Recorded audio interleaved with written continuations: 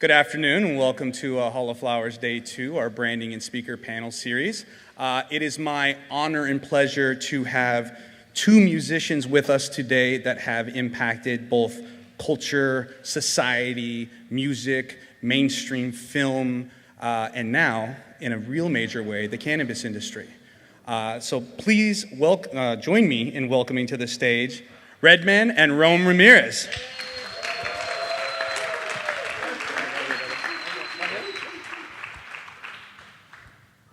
What's up, guys? What's up, what's up? Check. Thank you. We're loud and clear. Everybody good? Anybody smoked any weed today yet? Does that happen? That's what we're doing today. Hopefully people are selling weed and smoking weed. That's the goal of today. What do you guys think of the show? Have you guys get a chance to walk through it? Beautiful. The show is amazing. This is my first Very time progressive. at the Hall of Flowers. First time. Have you been to other cannabis shows before? Yeah, absolutely. Been to plenty cannabis events, but Probably played at almost every cannabis event so far. yeah, absolutely. Played at a lot of cannabis events under High Times. I've been part of the High Times family for a long time, but this Hall of Flowers is something new for me. Yeah, amazing. How about yourself? I think it's great. I think it's awesome what's actually coming here. It's like, we're looking at the future right now. Right? No, totally. It's like super rad. It's like the very, very startup days of just like when like social media and everything, like Silicon Valley. 100%. But it's like right now it's like finally everything's kind of becoming more organized. And I think it's awesome. That's the goal. Organize and structure. Well, you need to. If you creates want. profitability, right? That's how we run a Absolutely. business. You know what I mean? Okay, so before we get too deep in everything, I want to give some history and some context to everything that's going on. I don't think you need an introduction as Redman. I don't think you need an introduction as the lead singer of Sublime with There's Rome. still people, Definitely not like still Redman. people here that might not know who the fuck we let's are. back it up a little bit, you know what I mean? So let's talk a little bit about how you got into music, how that started, and then maybe a little bit of the story between like how you grew up and matured into a businessman and how that's going to transition into the cannabis industry. And then I'm going to throw it to you. Okay, well, music is I say music has been always embedded in myself. Like I started off as a DJ when I was 10 years old, and I started rhyming at the age of 15. But when you have a passion for something as a young kid, and you notice that passion at an early age, like I did at 11, I just knew that that was my life. And you were drawn to it every day. Yes, when I wake up and I think music at 11, 12 years old, and every day is just music to me in my brain, my love. After my homework, I went to music. After my job, I went to music. I knew that I wanted to do it as a hobby the rest of my life. Sure. Was it always hip-hop or was... It was all kinds of music. Like I grew up listening to all kinds of different groups, from Earth, Wind & Fire to the Jackson 5 to Shaka Khan to Diana Ross, and that was played in my house. But when I talk to young people and they ask me, you know, how did you get in the game? I tell them so they know when they hear it in their head, when you wake up and only thing you can think about is that hobby or that thing that drives you, that motivates you, that inspires you. That's what you go with. The money and everything will come after the love. But once you put love into 100%. something that you love to do the rest of your life, the money will be grand. And that's what I try Couldn't to agree get more. into. Couldn't agree more. Absolutely. 100%. Well said. Absolutely. 100%.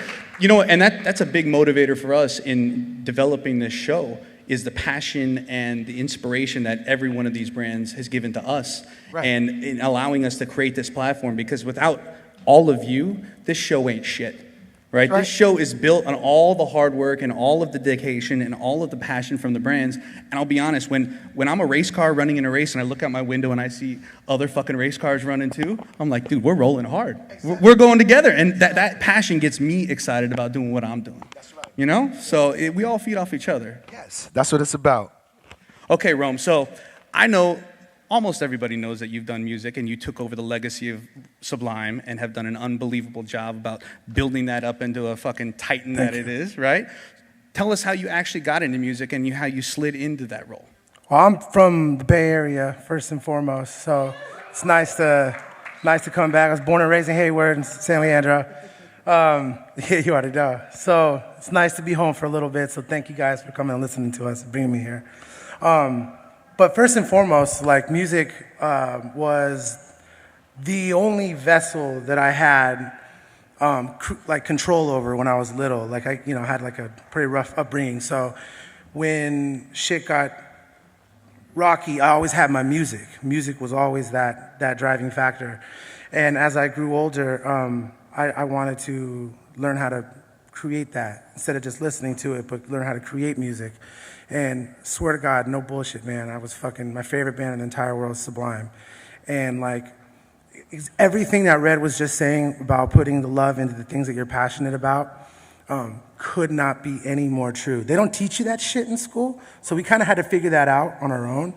But it took me kind of having to fuck up in school a bunch and move in and out of the house to kind of figure out that nobody was really going to green light me anywhere. Like I really had to get off my ass and, really take shit serious. And, but it was all for the love of like music and getting better. It wasn't for making $1 or it wasn't for trying to buy this whip or nothing. It was like, it was just trying to better myself and the things I love to do the most. And when you do that and you also couple it with an open mind, the craziest things will happen. I mean, here I'm sitting alongside with you guys, legends like Red and motherfuckers like Josh are gonna be like the Tim Cook of this bitch.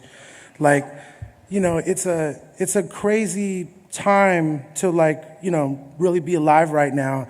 And I'm really grateful that having an open mind and having some really awesome people like Eric from Sublime to kind of give me an opportunity and run with it, it's led me to just amazing opportunities and here, 100%. So it sounds like both of you were drawn to music. You had a passion Absolutely. for it. You built up a skill set, right? And you became fucking great at it. And from there, it became a business, right? Now other people are interested in it. When did it become a business for you guys in music? And what did that transition look like from taking your passion and your love and your motivation and monetizing that and doing it in a way that stayed true to who you were? I could say for my end, I came up under the tutelage, if I'm saying that right. That's right. We're going to go with that. I came up under the tutelage of EPMD, which is a very famous late 80s rap group. Eric and Parrish Making Dollars. They gave me that incentive of still doing what you love to do, but also making money off of it without losing that passion. And that's very hard because you can get lost in this kind of game, this type of game with, the fame and the fortune, and you can forget that passion. But when I signed to them, I was learning to conceal that passion and still go out and make money and still come back and love what I do. I have to also thank Def Jam. Def Jam, the record label, a label I've been under for the last 20 years. I'm independent now, but I've been with Def Jam for like 20 years under Russell Simmons and Leo Cohen and Kevin Liles, if anyone's familiar with these guys. And I can honestly say learning from Russell Simmons and Leo Cohen and Kevin Liles is I learned to be the worker. I learned to be that hard worker that likes to build as an artist instead of chasing the fame. And they allowed me that from giving me room and space to do what I had to do. But in order to get to that point, I had to prove myself. I had to prove that I was willing to work hard for that position.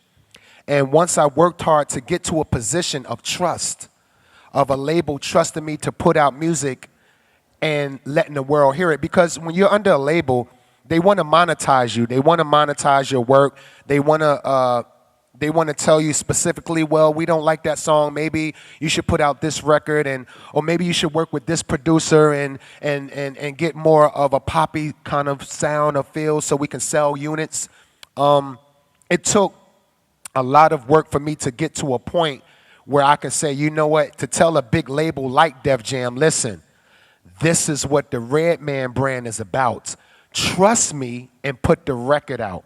And if you go to any of Leo Cohen's interviews or whatever, he'll tell you that Redman was one of those artists that saved Def Jam. Because I believe no matter what occupation you are in, You should not just be an employee. You should be an asset. You should be an asset to any of your company. And if you're at a company right now, no matter what job you claim to be in, if they're not allowing you any opportunity to be an asset, to be a partner later on, then you should leave that job and start your own. And that's the mindset that I've built with EPMD when I got the Def Jam. I worked my way up the ladder to a point where my label trusted me to put music out. And when they did, it was grand. And I had nothing but leeway all the way down the line. They trusted me with my albums. When I got the album done, they said, Redman is finished with his album. Let's put it out. So you need that kind, bless you. You need that kind of team, that surrounding, that believes in what you're doing as a unit.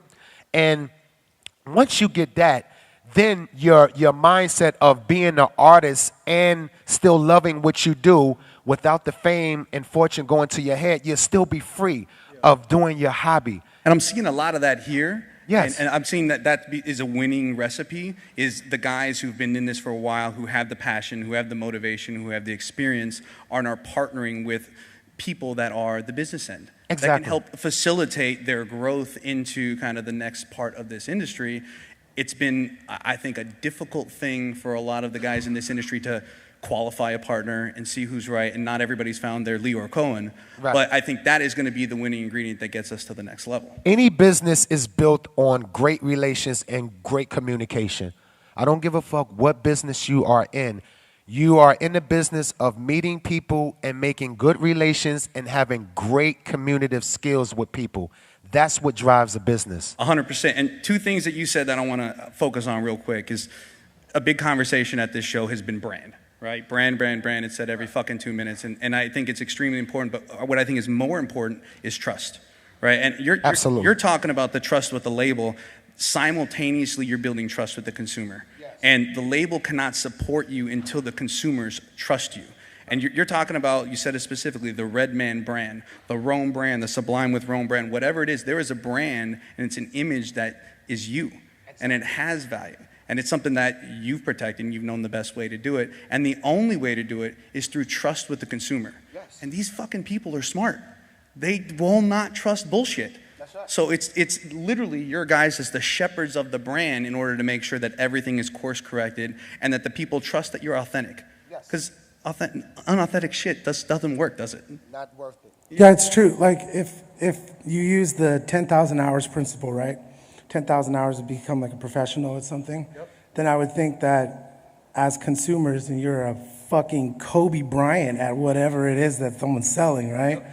So it doesn't make really much sense when, and we've all seen like tons of brands that will click on into a community and try to activate it because there's a dollar there. There's a profit that they can drive. Sure. But the quickest way to do that is by utilizing brands like ours. Right. Because you have built-in trust. Where it's different, we've been building this trust in this brand for a very, very long time. But what's different about what we do specifically is that we have different type of connections with our consumers, so to speak. Sure. So like we're out there with them, shaking their hands constantly, meeting them, seeing what they're wearing in the audience, what they're smoking, who they're talking to, what brand, what bands, you know, like everything. So you have this different, people from Johnson & Johnson don't get that type of, that type of connection. Albertsons, they don't get that kind of connection. So what happened over the last 10 years is like when the marijuana game started to shift into just more of a professional environment. Right. I think what ended up happening was the smart people, they saw that, okay, we are in a position now where we can continue to expand our reach. Mm-hmm. Like he was saying about the record labels, that's their entire incentive. They can give a shit about anything else. That's right. Only the ancillaries that they get paid on. So it's within their best interest to promote the record. Fuck your brand that you've been building. It's just in their best interest to promote the single at hand the quickest way possible. And now artists, are starting to get that voice and are starting to kind of see like, oh, we do more than just drop songs and sell merch. It's like, no, you affect how people drive home for the way they work. so that affects how they treat people in their lives, the shit that they buy in their store, like the people that they're with, the community at the concert.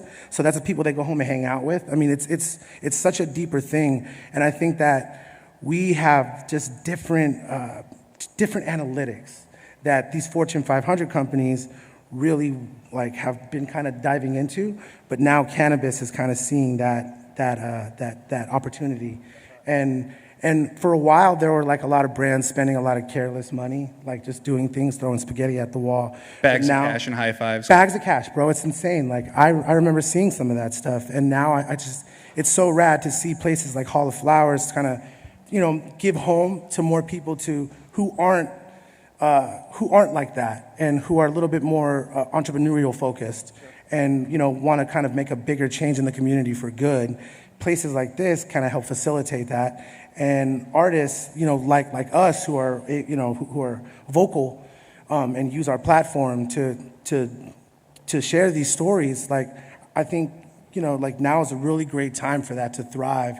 And we'll see a lot of people fall wayside, but we'll see the people who really take the time and, spend time in the community and are intelligent about it. They're going to be the ones to last, I think. 100%. And I know you both have projects in the industry right now, and we're going to jump into those in just a second, but I want to even back it up a little bit further and say, how did cannabis play into your music world, and what type of role has it played there, and how has it lived with you guys? Stays. How is cannabis? Yeah, how is cannabis? Well, I tell you what, I'm from the East Coast, and our weed wasn't as grand as the West Coast at all. Right. Any weed that we got from the East Coast was from the West Coast, bottom line. You heard it from Red. 2 weeks old.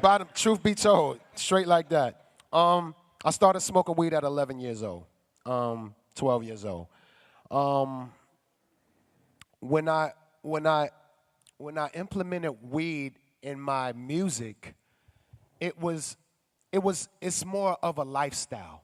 It's more of a way of living. I'm a professional smoker. I'm a professional medicator.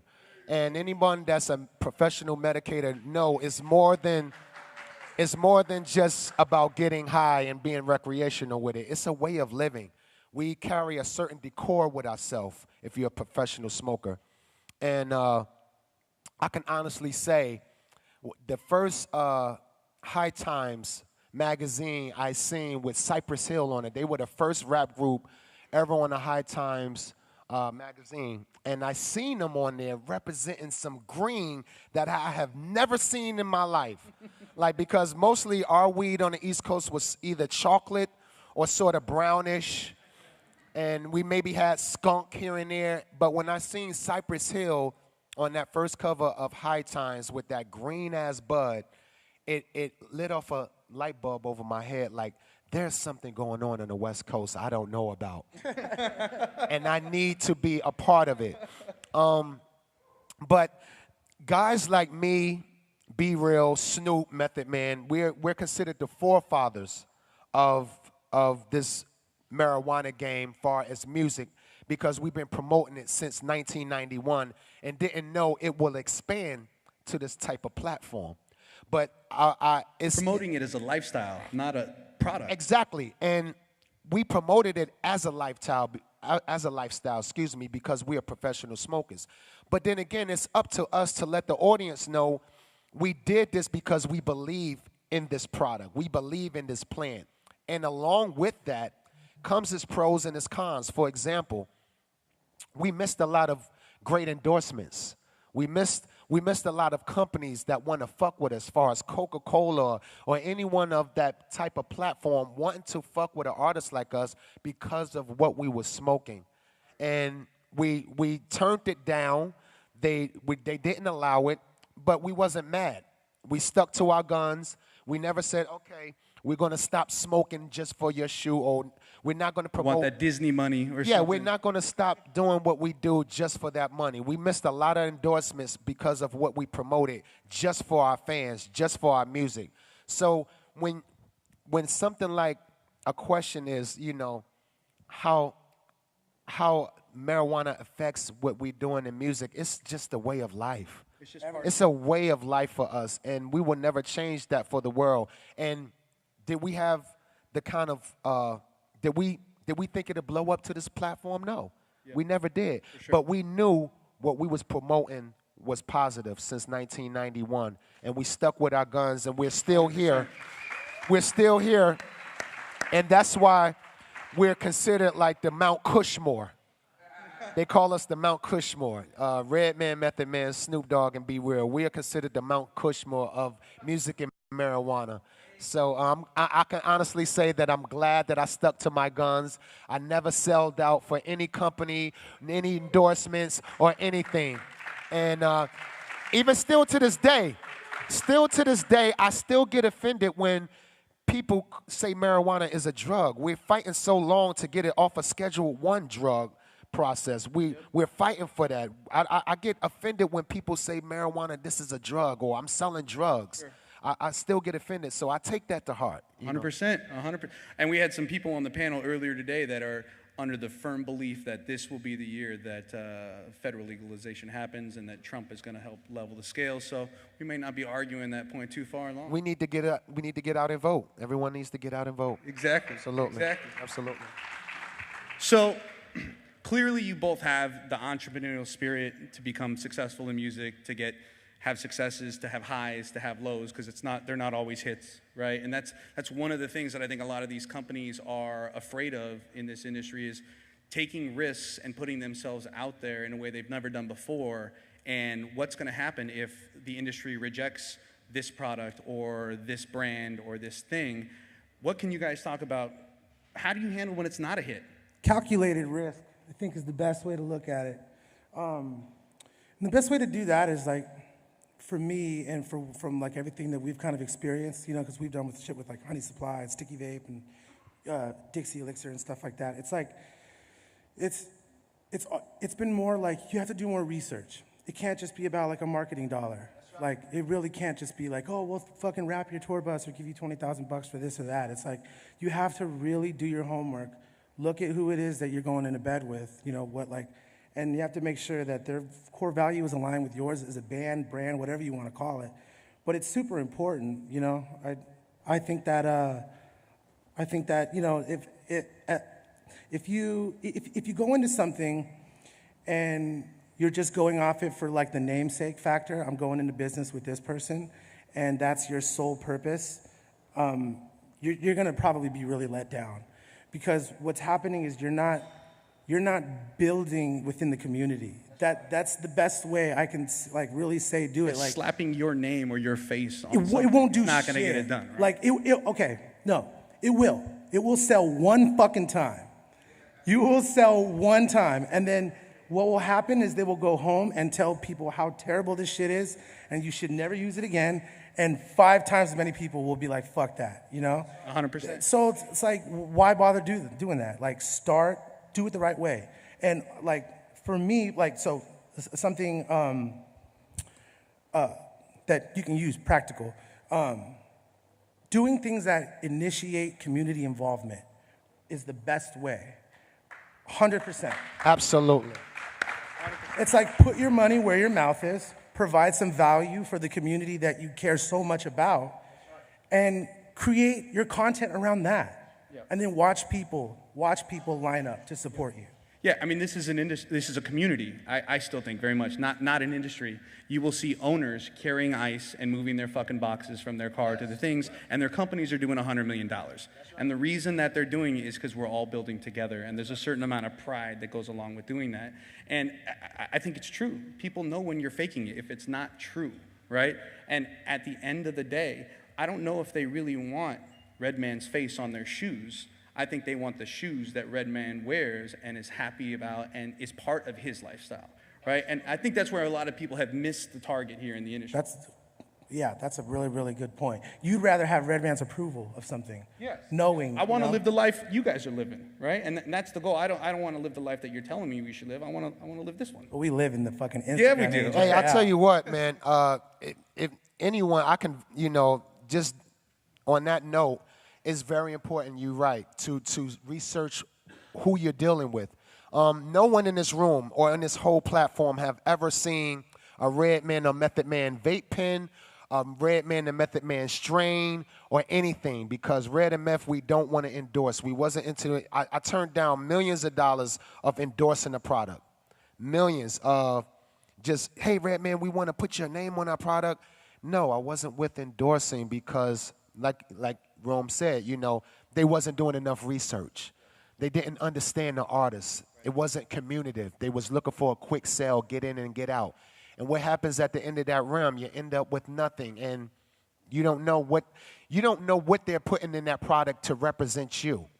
And you should be a part of that process of building with a company if you're going to endorse it.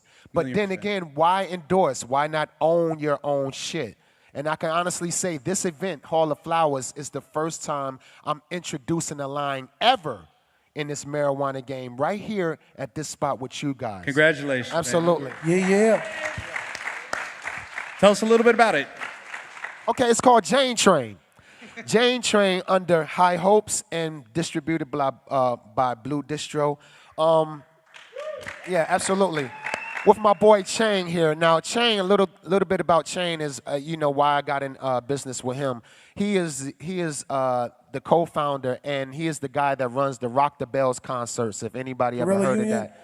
Yes, he throws the Rock the Bells concerts. Among many other things. We've been, amongst other things, and we've been in business for the last 20 to 25 years doing concerts and Rock the Bells concerts.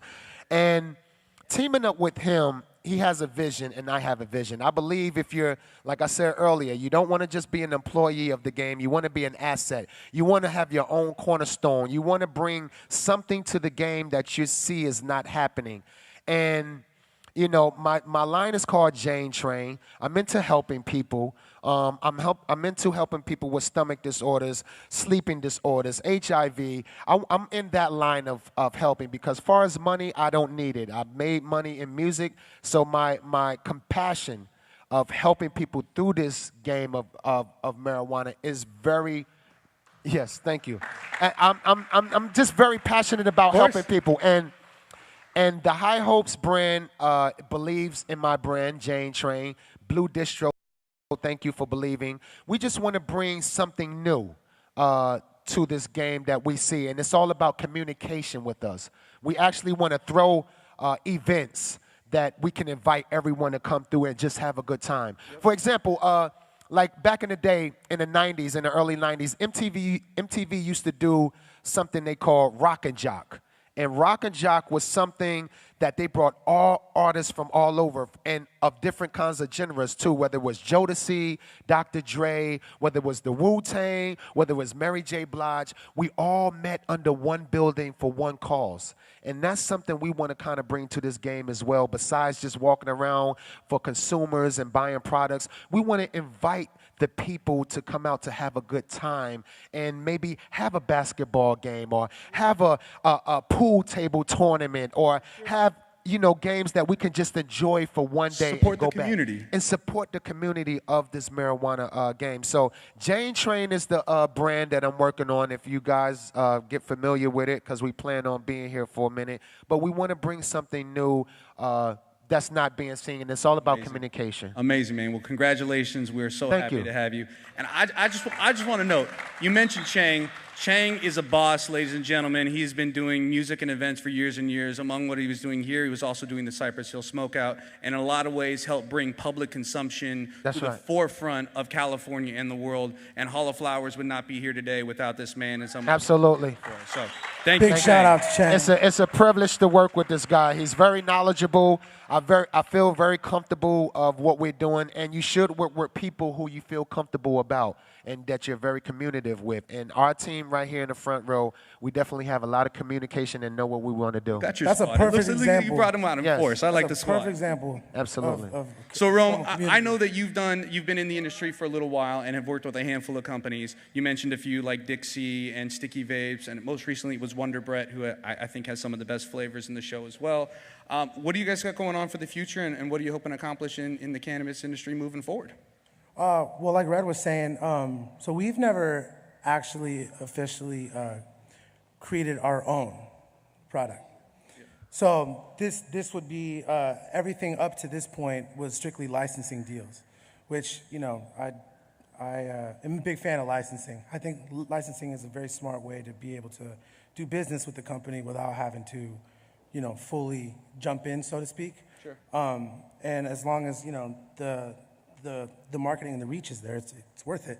But when you're putting your name on something and calling it your own, it requires a whole different, whole different, train of focus. And thus the birth of Vacation. So as you know, Sublime, Brad, fucking uber creative, talented genius, basically birthed an entire scene out of thin air. This reggae rock community, set forth by Bad Brains, but really just turned up to 10 when Sublime came out. 100%. And he gave birth to this entire genre of music and a lifestyle that have now been left to bands like Dirty Heads, Revolution, Serenation, Us, Redman Rome, you know what I mean? So forth and so on, Pepper. And it's grown, and it's now starting to even just kind of get its bearings into other genres like hip hop and stuff, And Chang has been a huge contributor to the growth of both the genre as well and the merging of both those sectors. So shout out to Chang for that. So we were like, okay, if we're gonna go move forward and do something, we want to really do something unique and do something with the community that we have to empower it. Thus, Vacation Brand. First time we've ever announced it. Vacation Brand is a collection of us and the Dirty Heads and some other choice people who really know the scene very, very well. And we've partnered with some amazing, amazing people like Sonoma Pacific, who we're ecstatic with. And it's really our way to be able to really service the community who trust us 100%. For their sound, for their lifestyle, for their overall vibes they live by.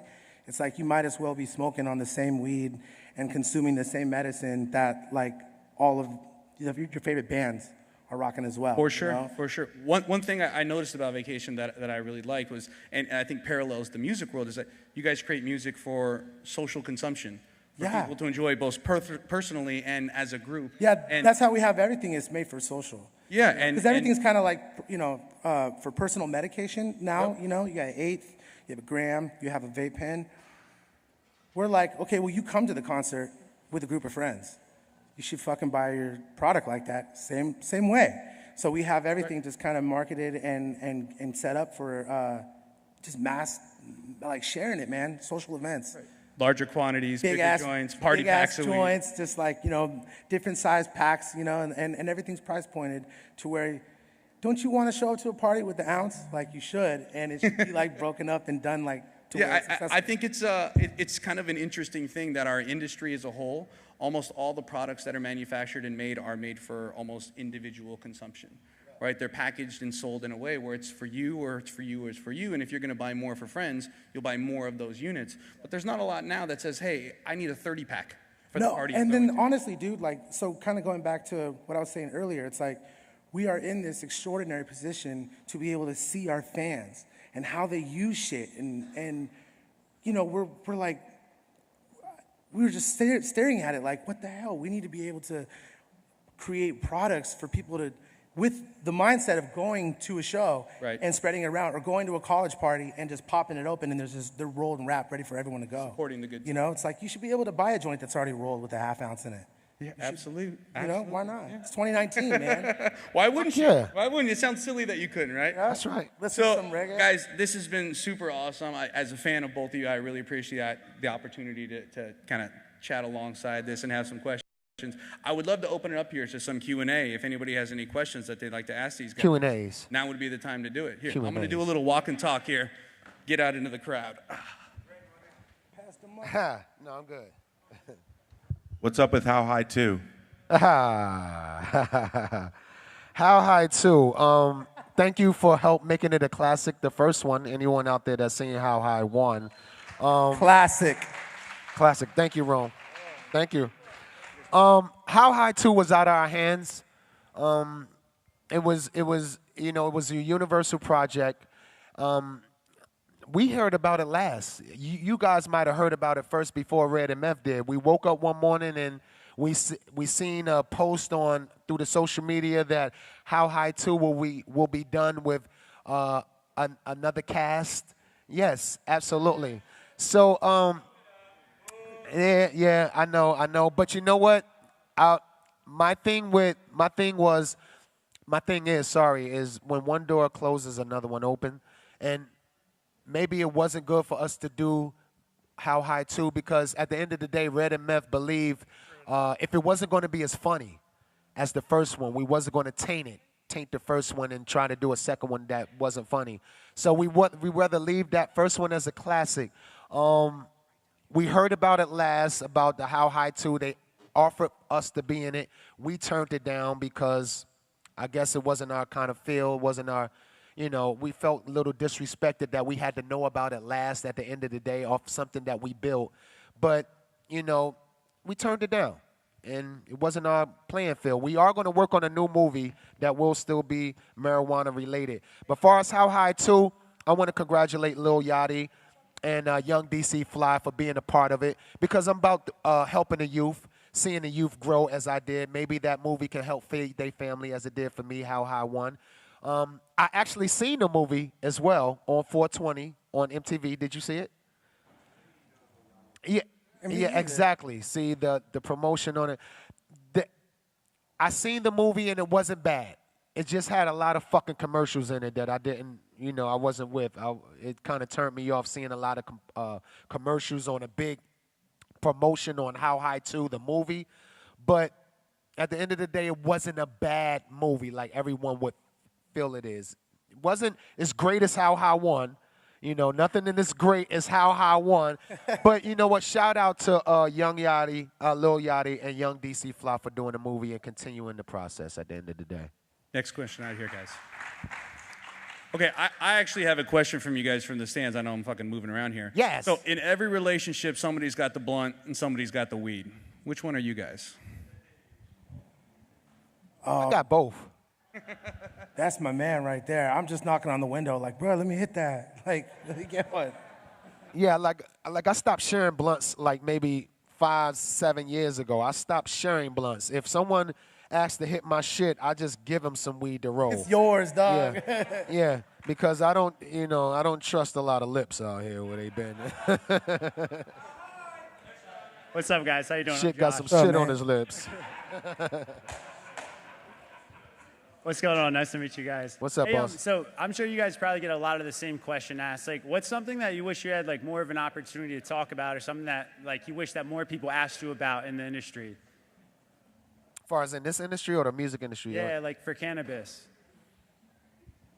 I wish people talked more about the care that it takes to like grow. Yes. Like, I'll be 100% honest with you. Like, I feel like there's a lot of focus and attention on, the transactional side and on like the lifestyle side, but there's no attention or marketing or focus on the cultivation of it. Absolutely. And that's like the most important part. Like, I don't know, that's what I would say. I tell you what, on my behalf, it's not more of what I would be asked, what I would like to be asked. It's the respect of me. First of all, whatever I do, I like to research. And I've been researching this game for the last 15 years. I even got my degree from Oaksterdam University right here in Oakland. Shout out. I shook hands with Richard Lee. I took my class. I studied. I passed the class. I am a licensed patient consultant. And yes, I am. Real shit. No bullshit. I wanted to learn what the fuck I was smoking all these years, what it was about. At the end of the day, what I find very interesting, besides the business point of it, I give highly big respect to the growers and the bud tenders. And the people who trims the weed. The guys that trims the weed, the guys that works behind the background, they're the ones that's making the car roll. They're the mechanics of this game. And I highly respect them because I feel I was that guy as well when I was with Def Jam. I was that guy that was in the back. I was the guy that was helping make the car roll. I was the mechanic under the car while the car was rolling. And I can honestly say I I always treat my pawns like my kings and my kings like my pawns. And the bud tenders and the trimmers and the growers, they're up there with me. They're at that level with me. So I would like to hear more talk about them in this game as well, you know? Right here, guys. Cool. Hi, gentlemen. It's a question for both of you. Where do you see yourself in 10 years from now in cannabis and in your personal and professional lives? Well, in cannabis, I would like to see myself in a position where, more so on the medically side, I'd like to have kind of like centralized practices based just for holistic, like healing. And that's like a personal thing. But on the other side of that, I'd really like to kind of create like a fully operational type of NASDAQ situation for marijuana, like a little differently, but focusing more on like the holdings of it, you know, kind of like how people trade salt and celery and whatnot. And on the personal tip, I'd hope that I wouldn't have any more kids because 2 is driving me crazy already. And just staying more involved with things that I'm passionate about. Like back to what Red was saying in the beginning is like, it sounds so fucking cheesy because it's like the easiest line you can read on the back of a fucking Hallmark card. But it's true. Like, the older I've been getting personally, I've noticed the importance of weeding out the people and the things that don't really bring any value, and keeping closer the ideas and the crazy-ass things I think of and the crazy-ass people I like to be around. Keeping all that shit close. That's what I plan on doing more so in 10 years. Yeah. As for me, I don't know. First off, in the next 10 years, I just want to be living. Honestly, I want to be alive. I want to be healthy the next 10 years. And then because that's my motivation. If I wake up healthy, my rest of my day should be cool. I want to wake up healthy the next 10 years. I want to wake up motivated, surrounded by a team of people that works harder than me or just as hard as me. As far as the cannabis game, I want to be more knowledgeable of my brand, more knowledgeable of the plant, because, from what I learned in school, this marijuana plant has over 400 components. We're only on like 3 or 4 components of this marijuana plant. It has over 400 components that's undiscovered. And I want to be a part of that. I want to be a part of the responsibility of medicating in the future, if I make sense on that. And that means people medicating the right way, not getting turned off from a bad edible or smoking the wrong way. I'm out for fighting for this plant in the cannabis field to be off the Schedule 1 drug, for it be legalized in all 51 states or 50 states. I don't know. Sorry about that. I went to elementary school. I'm fighting for this plant that I've been promoting since the beginning of my year to grow the right way and be behind the responsibility of medicating. You touched on a super important thing too, bro. We are at the super infantile of like stage of this right now. Yes. And all your fucking friends and everyone, you're gonna go online, everyone's gonna be like, oh, you missed the boat, green rush over, all this shit, right? But the truth of the matter is like, if you study industrialization in any form of a period of time, you'll notice that it takes a long goddamn time to get people hip to the job. Right. So we are in a position right now, I mean, look how many people there are here. I promise you, in 10, 15 years, this thing will be fucking massive. Like, it'll be so much different. Right now, more so than ever, we need fresh new ideas, more creativity, hidden left, trying new things, more L's, more wins, more everything, because it's just the very beginning, straight That's up. right. That's right. Yeah, buddy. Okay, one more question, guys. First, a thank you for being the first person I heard to talk about digestive issues, because that's how I came to cannabis, because I have an inherited digestive problem, so more people should address that. And then the second thing, as a male ally, what are you doing to help women come along for the ride? I mean, I think it's no it's no stranger that with cannabis use, it's like right down the middle, right? And I think that it's just important for more companies, including ourselves, as we move forward, to employ women, employ women and give them, I mean, the same amount of reach and tools to utilize as men do.